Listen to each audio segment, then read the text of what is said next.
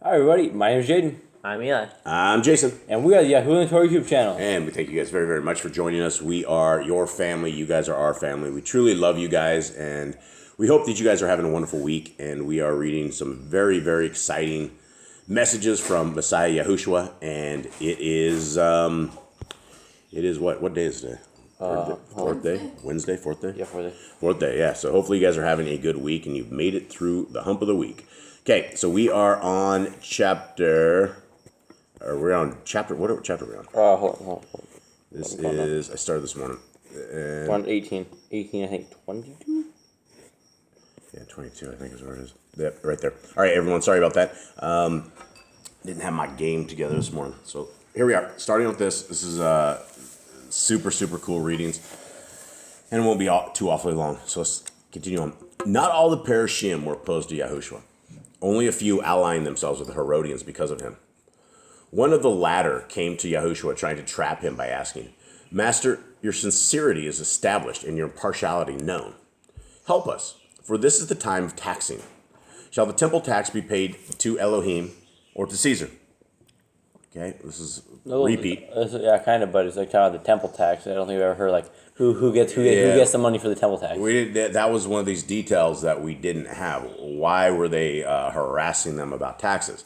Yahushua said, "Show me the coins you used to pay the tax." And one was given to him. Yahushua held it up and asked, "Whose likeness and inscription appear on the coin?" They said, "It's Caesar's." Yahushua said, "Do not give to Elohim the things which are rightly Caesar's, nor to Caesar the things which are rightly Elohim's." Okay, this was just yet another, we've heard this before, right? This is the same stuff. Render unto Caesar what is Caesar's, render unto Elohim, which is what Elohim's is. So the same stuff we've already heard. 26. The next question was asked by those who believed in bodily renewal after death. And he said, "Master of the Torah, Moshe handed down laws to govern our lives. And one states that when a man dies, his brother should marry his wife, providing she is without child. Now, if there are 7 brothers, the first marries and dies, and so his brother marries the widow, she being childless, the same thing happens down through all 7. Now, when the last dies, she is still left childless until she dies too. Now, when all arise to life at the resurrection, which one can rightfully claim the woman as wife when she has been legally married to all 7? Now, before we read his answer to that, what do we have? What do we know that what Messiah said? There's no marriage in heaven. Yeah, there's no marriage in heaven like we know, right? The marriage is one of these things. It is an earthly thing, but there's a answer that's about to be surprising right here. 27. By believing in bodily renewal, you start with a false premise and have no understanding of the nature of the Ruach. Where death is overcome, marriage does not conform to earthly laws, which are made to mitigate the weaknesses of men. Tell me, with which one did the woman's Ruach blend, and with which was there only a union of flesh? All right, so this tells us a lot of stuff right here. To the first husband. Should you go with the first husband? Because like those two are bonded in Ruach first. Well, yeah, we don't know. We don't know which of the 7. Well, I would think the first one, you put them together. He died, but I think that since they were more bonded Ruach than they were trying to follow the law. Well, that's the thing about this marriage that we're learning from Messiah is that it is a blending of 2 fleshes, right? It is a blending of 2 spirits, and it is supposed to be man and woman. In a strange world today where it is men and women and women, that is out of order compared to what our Creator says. Now, this is something that should give a lot of people comfort, a lot of widows, a lot of people out there comfort, because when we lose our spouses, when we lose those we love the most, we don't know if we'll ever see them. We know we'll see them again, probably, if they're Torah keepers or if they're in scriptures and in this, but we don't know about the world to come. And it sounds to me like even though there isn't marriage in the Shamayim, that there is a union of the spirits. There's a flesh, right, of man and woman. If you are Torah-keeping, Yah-loving, Messiah-loving, and you have walked the walk and made it through the kingdom, I believe that we're not just going to go up there and it's going to be like we're back to, like, we don't know who anyone is, right? We're absolutely going to know who everybody is. We're absolutely going to have the loves of our lives, again, assuming if everybody's in Torah. That's who it'll be there. And I find that very, very interesting. And it also says where death is overcome. That is what happens to us, right? When life is overcome, it becomes death, right? And we die. And I don't know. I just found that very fascinating. You guys have any thoughts on this or any kind of questions or anything? I don't think so. All right. So we will continue on. 28. YHWH said, concerning the awakening of the dead, do not the holy books declare there's only a Elohim of the living? This is true. And those who believe otherwise are in error. When all life is supported by the arm of Yahuwah, how can he be the Elohim of the dead? So basically says we never die, it doesn't matter where we go. Like when this earthly body passes, we never really die per se. Yeah, and there's a lot of stuff. A lot of people say that when you die you'll be sleeping with Jesus. That's what I've heard people say a lot.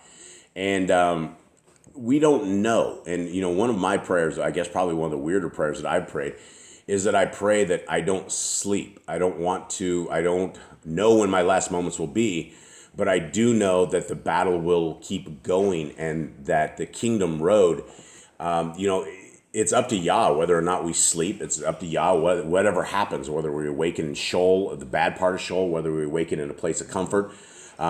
It's all up to Yah. But, that's the one thing is wherever or whenever I keel over, I don't want to end the battle for the kingdom. I want to keep going. And if there's a way that I can spiritually be part of that, that's what I'm hoping for. And yeah, like you said, Jade, it sounds like we never, ever die. And so here we go. 29.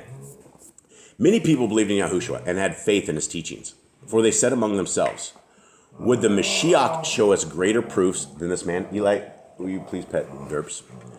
Would the Mashiach show us any greater proofs than this man? Sorry, guys. And that's, again, we have 10 pit bulls, and they sometimes get a little crazy here. All right.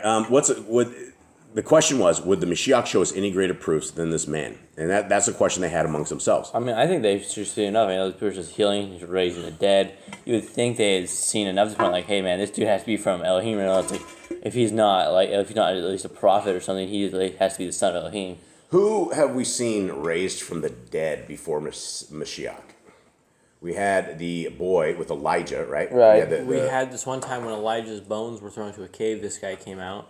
Yeah. And came back to life. Right. And we know that, so it was a rare thing, coming back to life. That's something that we know that, in fact, if we saw somebody come back to life, we would probably run for our lives because it would scare the heck out of us. I guess who it was, I guess. You probably maybe happy, but if they die, you probably freak out, hey, whoa. It doesn't matter. If you're sitting there burying a cold, dead corpse and the thing reaches up and it grabs a hold of you or sits up, everybody's probably going to drop him and it's probably going to run. It's not going to be something you have. It's not what you're expecting. And unless you have Messiah there saying, rise and get up, it's not going to make any sense to you. And you're like, okay. Now we got the dead coming to life. Okay, 30. Because of the things said and done by many concerning Yahushua, those who held power, fearing a disturbance, sent guards to seize him. But he said to the captain, I am only here for a few days, and then I must go, following the path of my obligation. Seek me then, for I will be in a place beyond your reach. I follow a chosen path, and none may follow. We each have a duty, but you have discretion whether to take me or not. My frailties say, go with him, but my heart calls me to duty. Anyone want to try to explain what he just said there? He basically said that he has his own job to do. He has his own thing that is going to happen. He can pick him up then, which is him dying on the cross, which is him dying. He basically told the guard to come arrest him later in a few days when it's actually time. Yeah, and so this incident, right? So the captain of the guard, which means there is a guard with him, right? And so there's a whole bunch of people that came, and he's having a conversation with him, and they were going to pick him up right here, and he's just having a conversation. Messiah's having a conversation with this guy. 32. The captain of the guard said, "Whom do you serve so dutifully?" Yahushua replied, I serve Yahuwah. Now, if there was a Trinity, the Father, the Son, and the Holy Spirit, it would be weird. This would be really weird. He's basically saying, I serve myself. I serve myself, right. And that'd be a problem. They'd be like, oh, that's pompous, let's put him to death. Yeah, and that's what everybody in the world does. Is everybody serves themselves, right? And that's not, he serves Yahuwah, and that's who we need to serve, right? 34. Then the captain said, the priests serve Yahuwah, and you are not a priest. And it is said, you call yourself the servant of man. But who is he? Yahushua answered, the service rendered by priests is meaningless unless it also serves man. For service in the name of Elohim is likewise service in the cause of man. Can your sword arm serve one master and your shield arm another? No. No. The captain said, Master, I can see that you are a man dedicated to duty. Whether your cause be just or unjust, whether you be friend or foe, it is not within my understanding to know. But a man whose heart is ruled by the demands of duty, I can understand. I can tell those who sent me that shortly you leave for a distant place where none can follow, and they will leave you alone. So, the captain of the guard made his decision, right? And, if you send somebody out who has the authority to arrest somebody and that guy comes back and says, I didn't arrest him, this captain of the guard probably got in some trouble right here. He probably, where's Joshua? We sent you out. You are the paid soldiers of probably the temple. And this is very This guy interesting. sounded wrong in Joshua. He did what better than a lot of other people did. Where they wanted to beat him, they wanted to take him. He's like, dude, he actually rightly ruled him. Right, and he says, I will be gone in just a little bit. And here we go. When those who sent to Yahushua heard this, they said, perhaps he goes to the Greeks or to the islands in the sea. Therefore, we will ignore him. Yahushua went and rested among the columns of Solomon. And while some people came and asked why he did not declare himself and reveal he was the Mashiach, and Yahuwah was appointed, the promised one from the stock of David. Yahushua said, my works and words declare me and establish my title. Those who heed my message enter the proper fold, and a good shepherd protects his flock, seeing none goes astray or is taken by wolves. Though these are my first care, I seek to bring all men into the fold, best suited for them, and I am prepared to die if thereby I can bring men into the fold, leading to the fields of everlasting life. The deeds whereby men save their lives on earth may cost them a life in glory. But whoever lays down his life for the cause of Elohim shall surely know eternal life. Hardcore stuff, right? Yeah. I come to sow strife among men, so they may be roused from the sleep of apathy. I come to strengthen the poor, so they may take heart and throw off the yoke imposed by the privileged. This is my message for the wealthy. Enjoy your ill-gotten goods. Console yourselves with comfort, and by the fickle goodwill of men. Make merry while you may. Close your eyes to the harshness of reality, for the day will surely come when your body weakens. The pleasures pall, and you glimpse the dark doorway ahead. Be certain that the only welcome you will get on the other side is from the Ruach of darkness, who will escort you to a proper place in their dismal abode. Oh, that's scary, right?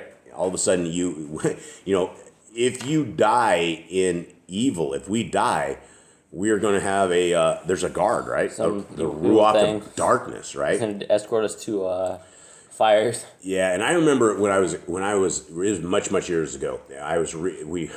Back when we were watching evil things, we watched a movie called Ghost. I think it had Patrick Swayze and Demi Moore. And when they died, these ghoul things, these creepy black dark things would come and all of a sudden surround the dead corpse and would run and take off with its spirit. And it was creepy because these things screamed all the way to the end. And that right there is kind of what that just sounds like, right? And you have the spirit of darkness who's going to escort you to a proper place in their dismal abode, right? It sounds like we should be really very, very careful of our soul. Very careful. Because of the condemnation of the rich who misused their wealth, and nearly all of them did, the priests were angry with Yahushua, for they depended on rich patrons. They said, who are you to revile your betters when you are no more than a loud-tongued beggar? You know, it reminds me of people like the donations. It's like the whole donation thing right here. It's the donations, yeah. I mean, that's the thing. You're exactly right. We have multiple Bible vendors that have... And even teachers, like, I can't do this without your donations. Yeah, absolutely. Every one of these people, and that's why the Boss Clan does not have donations. There is absolutely no way to donate to Boss Clan. If you want to donate to us, go find somebody and give them a big hug and tell them our Creator loves them and show them the way forward. Right? Give them just a little bit of love in this thing, and that's the only donations we've ever asked anyone for. Okay, 43. YHWH said, "Is it not written in the holy books? Disregard outward appearances, for these may conceal either treasure or garbage. Only Yahuwah knows what really lies within.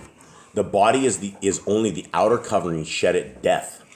What matters is the likeness of the Ruach it clothes." Kind of like bugs when they molt. Yeah. You know, they like shed the old skin, they get a new skin. Yeah, and it's people need to understand this body that we have is going to die. It will pass away. But what we have is we have a chance with our spirit. We have a chance at eternity, in a good eternity, versus that. And this is where all of us, we have to be seeking this Torah. We have to be seeking this kingdom. And if it just doesn't cross your mind, if it just doesn't interest you, then our Creator probably isn't going to be interested with you. And Messiah is going to tell you to depart, you who are Torahless. Okay, we're almost done. Let's continue. 44.